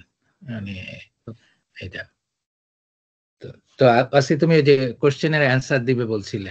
যে প্রশ্নগুলোর প্রথম প্রশ্নটা আপনি যেটা বলছেন যে উনি কি আসলে উনার ওনার সমকালীন যে সাহিত্যিকদের থেকে উনি কি অনেক মানে এগিয়ে বা উনি হয়তো মানে ভুল সময়ে জন্মেছেন কিনা? আমি আসলে বলব যে আ আমি ব্যাপারটা আসলে ফেরত যেতে চাই যে উনার যেই ৩৩তম জন্মদিনে উনি যেটা লিখেছিলেন এবং একটু বললে হয়তো এটা একটা ঔদ্ধত্যপূর্ণ হবে। বাট আমার কাছে মনে হয় উনার যে intellectual prophecy ছিল সেটা কিন্তু উনি ফুলফিল করে গেছেন। এবং এই কারণে আহমদ ছফা কিন্তু বলেছেন উনার একটা ওই যে চিলেকোঠা সেপাই নিয়ে উনার একটা আর্টিকেল আছে। উনি বলেছেন যে চিলেকোঠা সেপাই আ বাঙালিকে ইলিয়াসের প্রতিভার রাজকর জোগাতেই হবে।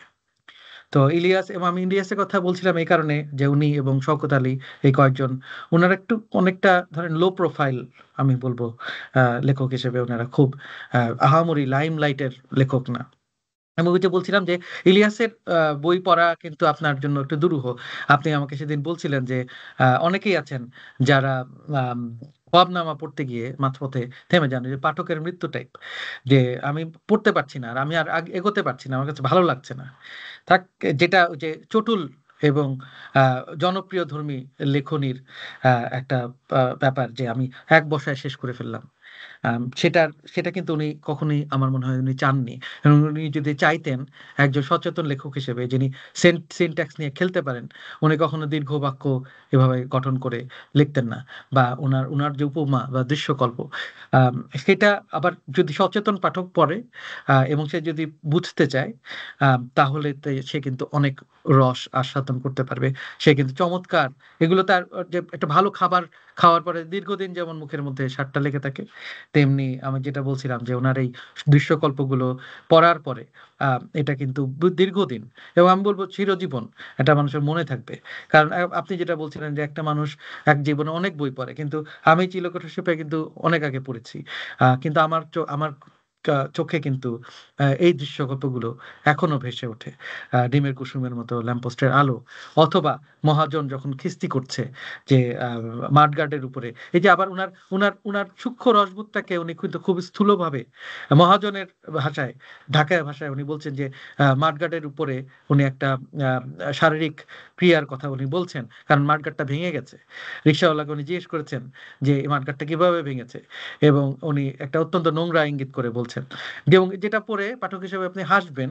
কিন্তু আপনার রিক্শাওয়ালাকে যখন বলা হচ্ছে, সে কিন্তু জিনিসটাকে ভালোভাবে নিতে পারবে না। তার জন্য এটা একটা গালি। তো যাই হোক মানে আপনার অবশ্যই ডক্টর আখতারুজ্জামান ইলিয়াস উনার সময়ের থেকে এগিয়ে আমি বলব না। উনার সময় আসলে ভালো আ আরো অন্যান্য অনেক সাহিত্যিক ছিলেন। কিন্তু উনি খুবই অনন্য। উনার যে লেখনী, আমরা যদি পশ্চিমা সাহিত্যিকদের লেখনী পড়ি, তাহলে দেখব যে আপনার তাদের সাথে কিন্তু অনেক মিল আছে।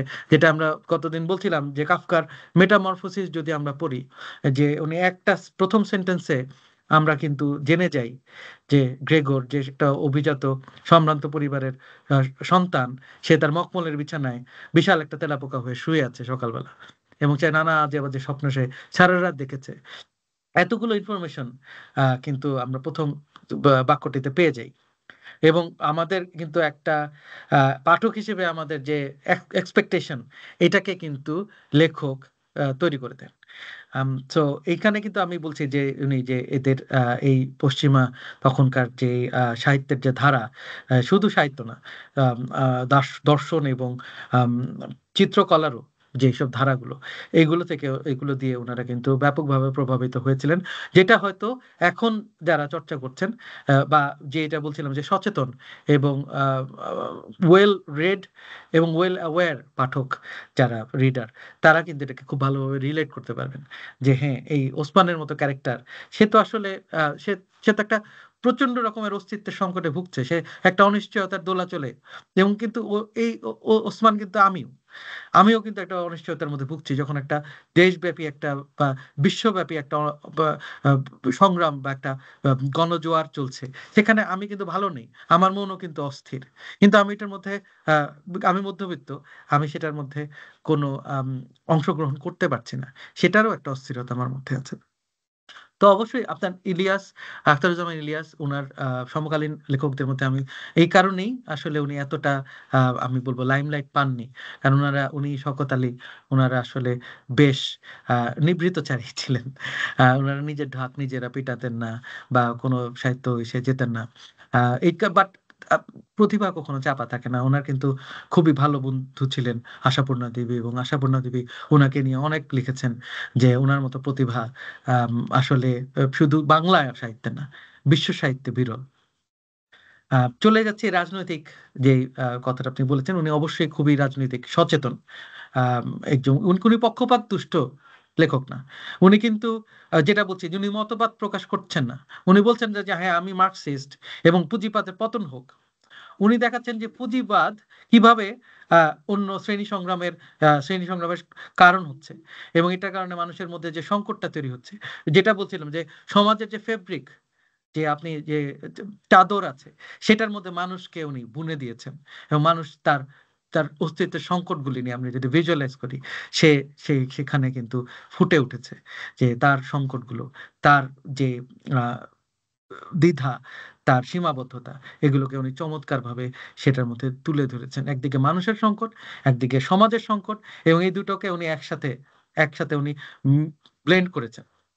তো সেই হিসাবে উনি খুবই অনন্য, এবং আমি বলবো যে রাজনীতি, যে মানুষ কিন্তু কোনো মানুষই কিন্তু রাজনীতির বাইরে না, রাজনৈতিক ঘটনা প্রবাহ প্রত্যেকটি মানুষকে, সে সমাজে উঁচু তলার হোক, মধ্যবিত্ত হোক, নিচু তলার হোক, মানুষ হোক, তাদেরকে স্পর্শ করে, এবং উনি কিন্তু এই জিনিসগুলোকে উনি তুলে এনেছেন। উনি মতবাদ প্রকাশ করছেন না, দেখাচ্ছেন কার জীবনে এটার প্রভাব কিভাবে পড়ছে। তো এই ক্ষেত্রে আমি বলবো উনি খুবই রাজনৈতিক মনস্ক একজন মানুষ, কিন্তু উনি দূরে থেকে উনি জিনিসটাকে সুন্দর করে কিন্তু আহ, চিত্রাঙ্কন করছেন। আর আবির যেটা বলছিল যে আসলে আমি হুমায়ুন আহমেদ, আসলে উনি অত্যন্ত জনপ্রিয় একজন সাহিত্যিক, এবং উনিও খুবই ওয়েল রেড, মানে নিজে উনি খুবই আমি বলবো যে বাংলা সাহিত্যকে উনি খুব চমৎকার ভাবে পড়েছেন। হুমায়ুন আহমেদের যে প্রতিভা, এবং আমরা যদি তার প্রত্যেকটা উপন্যাস এবং তার ছোট গল্পও দেখি, সেগুলিতে কিন্তু রবীন্দ্র প্রভাব প্রচন্ড রকম আছে। তুমি আমায় ডেকেছিলে ছুটির নিমন্ত্রণে, তো এই ধরনের নামগুলো উনি কিন্তু একদম রবীন্দ্রনাথ থেকে ধার করেছেন, এবং তার মধ্যে রবীন্দ্রনাথের হুমায়ুন আহমেদের সাথে ইলিয়াসের লেখনীর আমি যেটা বলবো যে প্রধান যে ডিফারেন্সিয়েশন, সেটা হচ্ছে আহ, হুমায়ুন আহমেদ শামসুর রহমানের মতো একেবারে বাঙালি শহুরে মধ্যবিত্তের গল্প কিন্তু উনি এঁকেছেন, আমাদের যাপিত জীবনের গল্প। আমরা যখন একজন রূপাকে দেখি, রূপার গল্প যখন আমরা পড়ি, রূপা যেন আমার পাশের বাড়ির মেয়েটি, এবং আমরা হিমু হতে চাই, কারণ হিমুর মধ্যে যে বহেমিয়ান ব্যাপারটা আছে, সেটা কিন্তু আমরা হতে পারছি না, আমাদের সীমাবদ্ধতা আছে। তো উনি কিন্তু খুব চমৎকার ভাবে এই জিনিসগুলোকে বুঝতে পেরেছিলেন, এবং এই চরিত্রগুলিকে উনি তৈরি করেছেন। কিন্তু ওনার যত ছোট গল্প আছে, এবং ওনার প্রথম দিককার যে গল্পগুলো আমরা দেখি, শঙ্খনীল কারাগার বা নন্দিত নরকে, সেখানে আমরা দেখতে পারি যে মধ্যবিত্তের এই এই ব্যাপারগুলো কিন্তু উনি তুলে এনেছেন, কিন্তু উনি উনি তুলে এনেছেন উদাহরণের মাধ্যমে। কিন্তু ইলিয়াস যেটা করেছেন, ইলিয়াস কিন্তু মধ্যবিত্তর গল্প বলতে চাননি, উনি শ্রেণী সংগ্রামের গল্প বলতে চেয়েছেন, এবং উনি সচেতনভাবেই আমি বলবো উনি দুরূহভাবে লিখেছেন, কারণ উনি চাইতেন যে এটাই ওনার সিগনেচার হয়ে থাকুক। এই জন্য উনি দীর্ঘ দীর্ঘ বাক্য লিখেছেন, উনি দৃশ্যকল্প লিখেছেন। আমরা যেটা কিন্তু হুমায়ুন আহমেদের লেখনীতে পাবো না। যে কারণে হুমায়ুন আহমেদের লেখা পড়তে আমাদের খুব চমৎকার লাগে। আমরা বসে জোছনা জননীর গল্প এক বসায় পড়তে পারি, কিন্তু সেটা আমরা খোয়াবনামা কিন্তু এক বসায় পড়তে পারবো না। এটা খুবই অসম্ভব একটা ব্যাপার।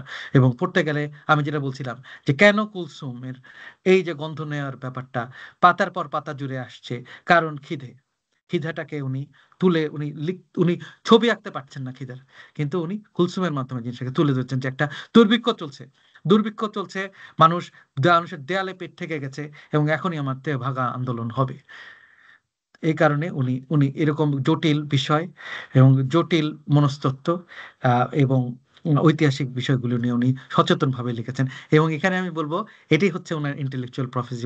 উনি জনপ্রিয় সাহিত্যিক হতে চাননি, ওনার প্রতি যেই দায়িত্বটা ছিল উনি সেটা পালন করেছেন। 53 বছর বয়সে উনি হার্টের ক্যান্সারে মারা গেছেন। এটাই হচ্ছে ইলিয়াস। না, সেটাই। মানে তুমি কথা প্রসঙ্গে দুজন খুব বাংলাদেশের দুজন খুব নামকরা সাহিত্যিকের নাম বললা। একজন হচ্ছে আহমেদ ছফা, আরেকজন হচ্ছে হুমায়ুন আহমেদ। তো দুজনই, আহমেদ ছফা আমার মনে হয় খুবই আন্ডাররেটেড। উনি ওনার সময় খুব আন্ডাররেটেড। এখন আমরা ছফার কথা বলি, চিন্তা করি, কিন্তু উনি যে সময় উনি লেখালেখির কাজ করতেন সেই সময় কিন্তু ছফাকে সেইভাবে মূল্যায়ন করা হয়নি। এখন তো বলা হয় বাংলাদেশের যে চিন্তা জগতের যে বিপ্লব ঘটে গেছে সেটার একটা কারিগরি উনি, কিন্তু আনফরচুনেটলি আমরা ওই সময়টা যখন উনি ছিলেন তখন আমরা এটা ওনাকে বুঝতে পারিনি। তো ইলিয়াসের ক্ষেত্রে সেটা হয়েছে। আমরা কোনো একদিন হয়তো আবার কোনো একটা ভবিষ্যতের কোনো আড্ডায় হয়তো ছফাকে নিয়ে আলোচনা করতে পারি, ছফার কোনো বই নিয়ে। আমি কিছুদিন আগে এই ছফার একটা উপন্যাস সমগ্র পেয়েছি, তো এটা পড়ছি এখন। হুমায়ুন আহমেদ নিয়েও আলাপ করা যেতে পারে। হুমায়ুন আহমেদের ব্যাপারে আমি জানি অনেকের হয়তো অনেক ধরনের থাকতে পারে, যে রিজার্ভেশন থাকতে পারে। আমি জানি ওয়াসি খুব হুমায়ুন আহমেদেরও ভক্ত, আমিও ভক্ত। আমার মনে হয় বাংলাদেশে যারা মানে বই পড়ে যারা, সবাই হুমায়ুন আহমেদের ভক্ত। হুমায়ুন আহমেদের আবার একটা অন্য রকমের একটা কমিটমেন্ট ছিল, যেটা উনি খুব ওনার জীবনের শেষ দিন পর্যন্ত উনি পালন করে গেছেন। সেটা হলো আমাদের যে ছোট ছোট সুখ দুঃখগুলিকে উনি খুব সুন্দরভাবে ওনার ছোট ছোট বাক্য দিয়ে বা হিউমার দিয়ে খুব সুন্দরভাবে উপস্থাপন করতে পারতেন। তবে ওনার তুমি এটা একদম এক্স্যাক্টলি ঠিক বলেছো, সেটা হচ্ছে যে উনি রাজনীতি ওনার বিষয়বস্তু ছিল না। ওনার লেখাতে শ্রেণী সংগ্রাম বা এই যে টানাপোড়েন যে এগুলি অন্যরকম ভাবে এসেছে, ঠিক একেবারে অত ক্রূর ভাবে আসেনি যেটা ইলিয়াসের লেখায় আমরা দেখতে পাই আর কি। তো এই লেখকরা অবশ্যই আমাদের সাহিত্যকে সমৃদ্ধ করেছে। আমরা এনাদের লেখা সম্বন্ধে আরো পড়বো, জানবো ভবিষ্যতের আড্ডাগুলিতে।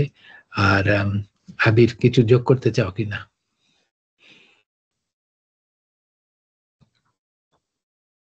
না, আমি সবার কথা খুব ভালো লাগলো আর কি। আমি এই পাঠ্যক্রমে যোগদান করতে পেরে আমার খুব ভালো লাগছে এবং আশা করছি ভবিষ্যতেও যোগদান করব।